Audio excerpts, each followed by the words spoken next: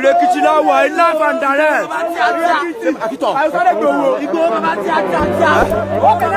Ọ̀nà ìmẹ̀rù la wà yìí tó. Níbi tí Sunday Igboho wá sí báyìí. Sunday Igboho ó wà ní ìlú Ìrèkìtì náà fàǹdàrẹ́. Ìlú Ìrè ló wà bá a ti kúrò ní Mẹ́rù. Níbi tí òkú mọ̀nà sí. Ibẹ̀ ni Igboho wà báyìí.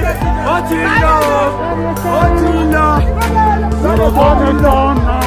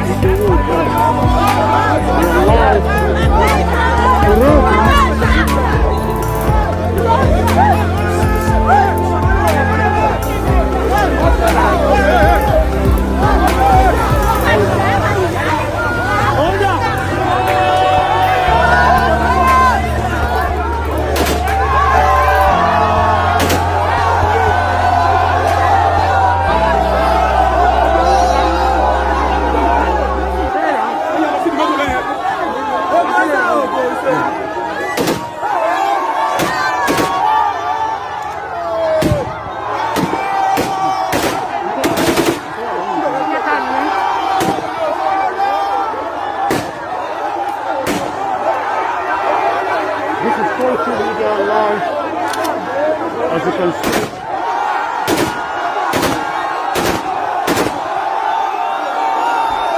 social media live broadcast.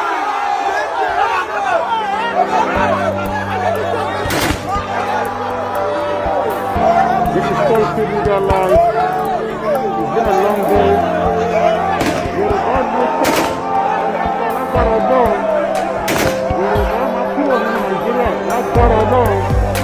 Yoruba nation now. Enough is enough. Enough is enough. Enough is enough. Sosia.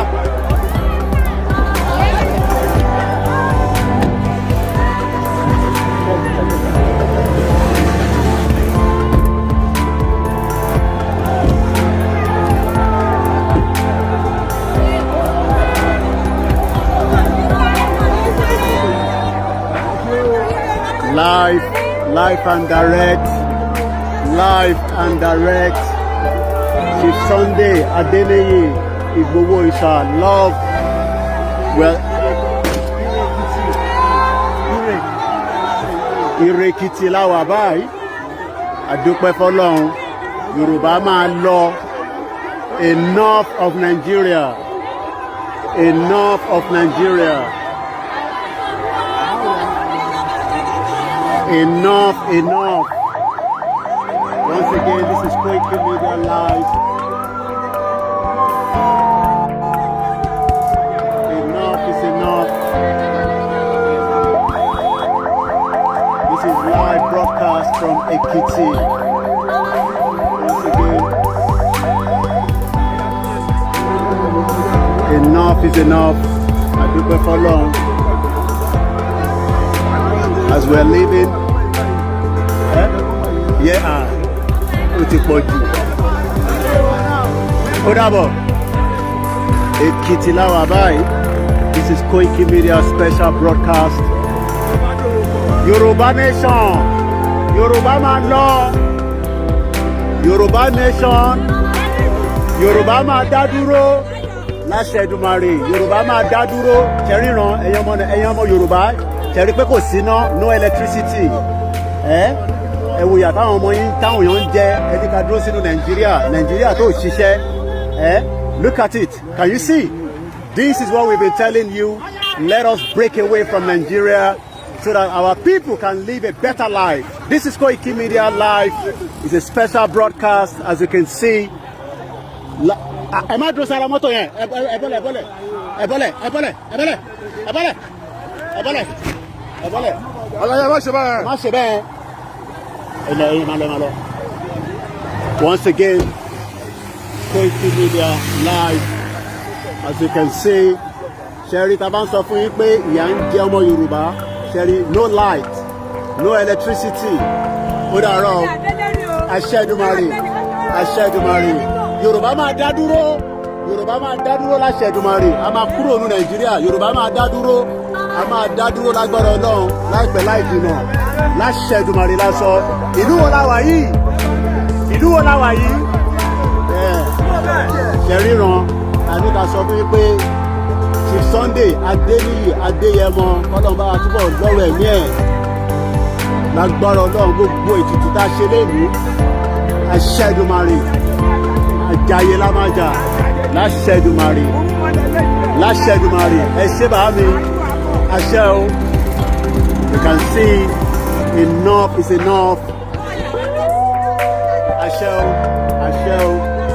Once again, this is Koiki Media. Let's show you Sherero. Can you see the crowd? Very late in the night. Inside location 9. Share the broadcast. It's Koiki Media special broadcast coming from Ekiti State, where it's been a very long day. Thank you very much to Omaluka. Thank you very much to all the Yorubas, the Biafras, the Middle Belt, and everyone that wants freedom. Freedom is coming soon. We're going home. Enough is enough. Enough is enough. This is a special broadcast coming live to you. Ẹ ṣé gan. Ògún máa gbé gbogbo wa o. Àṣẹ o. Ògún máa gbé gbogbo wa o. Enough is enough. Can you see? Kò síná, kò sí electricity. 60 years Nàìjíríà kàn fi àjẹ gbogbo wa. Enough is enough. Yorùbá máa dá dúró. A máa dá dúró. Àṣẹ Èdùmàrè. Ẹ ṣé gan. Àṣẹ Èdùmàrè. Ṣé gbọ́? Kò síná, kò sí hospital. Nothing is working in this shit old country called Nigeria. Àwọn kan wọ́n ní ká ṣe máa ṣe Nigeria. Doing what? We have nothing to do in Nigeria. Let us break. Yes. Live and direct. Wọ́n ń wò yín ní gbogbo àgbáyé báyìí. Wọ́n ń wò yín ní gbogbo àgbáyé. Gbogbo àwọn ọmọ Èkìtì ń wò yín lágbàáyé. Ẹ kí gbogbo àwọn tó wà ní abroad lọ sọ. Ẹ kí gbogbo àwọn ọmọ Èkìtì. Láṣẹ Èdùmàrè. Ògún lákàyé o. Ẹ ṣé bá mi. Gbogbo àwọn ọmọ Èkìtì ń wò yín. Àṣẹ Èdùmàrè ẹ ṣé gan. Ẹ ṣé ilẹ̀ Yorùbá máa dá dúró. A máa dá dúró. Enough is enough. Láṣẹ Èdùmàrè. No more Fulani. No more Bororo. Ẹ bá kí gbogbo àwọn ọmọ Èkìtì tó ń wò yín lágbàáyé. Ẹ kí gbogbo àwọn ọmọ Èkìtì tó ń wò yín lágbàáyé. Àwọn náà kí yín. Ìlú wo la wà yìí? Ìlú Èkìtì. Wọ́n kí yín l'Amẹ́ríkà, wọ́n kí yín ní Germany. Ẹ support ẹ̀. Tọkàntọkàn. Kò séwu. Gbogbo ìrètí ọ̀gá wà pẹ̀lú ẹ̀. Ẹ kálẹ́ bàbá. Lójú ayé yín ni Yorùbá máa dá dúró. Enough is enough. Ìyà yìí ti pọ̀ jù. Share the broadcast. This is a special live from Ekiti State. As you can see, lockdown. Jerry, wọ́n tẹ̀ jẹ́ kí mọ́tò jáde rárá. Mọ́tò ti wà ní lockdown. Once again, it is Koiki Media. Àdúpẹ́ lọ́wọ́ gbogbo ẹ̀yàn wọn káàárọ̀ oòjíire lágbàáyé, gbogbo ẹ̀yàn ọmọ Èkìtì, Ogun State, Kwara, Kogi. Yorùbá máa dá dúró láṣẹ Èdùmàrè. Nàìjíríà ò ṣiṣẹ́ kankan fún yàn kankan. Fúlàní nìkan ló ń jẹ gbogbo ẹ̀. Yes, wọ́n ń wò yín lágbàáyé báyìí. Koiki Media, ẹ bá ti lọ sórí Facebook ẹ rí bẹ́ẹ̀. Gbogbo wọn pátápátá lọ́dà máa kí ṣẹ́rí kò síná. 60 years ká máa níná. Nílùú òyìnbó, gbogbo ọmọ kọ̀ọ̀kan lọ́sọ̀ọ̀sẹ̀ 16,000 naira lọ fún wọn every week. Ní UK tèmi gbé ìbíṣẹ́ wa lé ní lóṣù kan mo wá support bàbá wa Chief Sunday pẹ́ẹ́pẹ́ẹ́. Gbogbo ọmọ tó wà lọ́hùn 16,000 naira ló ń gbà lọ́sọ̀ọ̀sẹ̀. Ẹ ṣé bàbá mi o. Láṣẹ Èdùmàrè. A máa dá dúró. Ẹ má bẹ̀rù. Lágbára Ọlọ́run. Láṣẹ Èdùmàrè. Wàá ṣeré bàbá. One love. Ṣé ká fẹ́ máa bá lọ lélẹ̀? Kò sí náà ẹ wo bó ṣe dúdú. Àdúgbò wo la tún wà lẹ́ẹ̀kan sí i kán lè gbọ́. Iye nì lílu wo gangan. ẹ gbọ́ ẹ̀yàn ọmọ Èkìtì kẹ́rí mọ́ Yorùbá kẹ́rí yàrá fún gbogbo wa jẹ́ ẹ wo Sophanas oṣù ọ̀pẹ Sophanas wà bá ń sọ fún wọn kò sí hospital ṣe ń gbọ́ ẹ̀ka lẹ́ màmá mi ẹ̀ka lẹ́ àti lọ sóko bẹ́ẹ̀ ni gbogbo nǹkan kó wa gan ní Fúlàní. àṣẹ Èdùmàrè ẹ ṣé màmá mi Kogi ń tẹ̀lé wa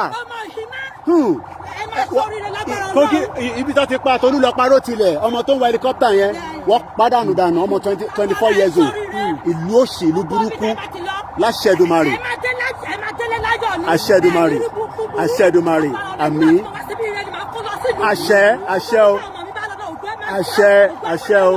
The scooter locked down there in the front, as you can see. What the Jekimoto Baba Jadi Rara, Peter locked down. Once again, this is Koiki Media, live from Ekiti State. As you can see, àti sọ fún yín pé Nàìjíríà yóò gbé wá ṣe ẹjẹ́ àdádúró. Nígbà tí bàbá wa olówó wà láyé kọ́lọ̀ fọ́run kẹ. Gbogbo nǹkan ló ṣe fún wa. Àwa la ní television before France. Àwa sì sọ pé ní 21st century kò sí náà ẹ wo gbogbo ṣe dúdú. L'Amẹ́ríkà náà wà, ní Germany náà wà, kó má sí náà, ó dàbọ̀.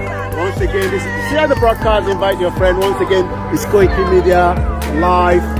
Wow. Odabo.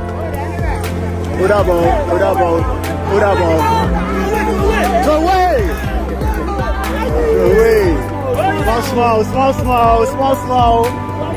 Small. Everyone will see now. Once again. So go to Germany now. Koiki Media special broadcast. Àdúgbò aláwọ̀ gbogbo ẹni tí ẹ ti darapọ̀ mọ́ wa ẹ̀jẹ̀ wọn àyàn díẹ̀. Àwọn akọ̀bà yín sọ̀rọ̀ kékeré kan tó máa pa gbogbo ẹ̀. Àtúnṣe fún yín pé Nàìjíríà ò lè work. It's not working for anybody anyway. So it has never worked for me. It has never worked for you.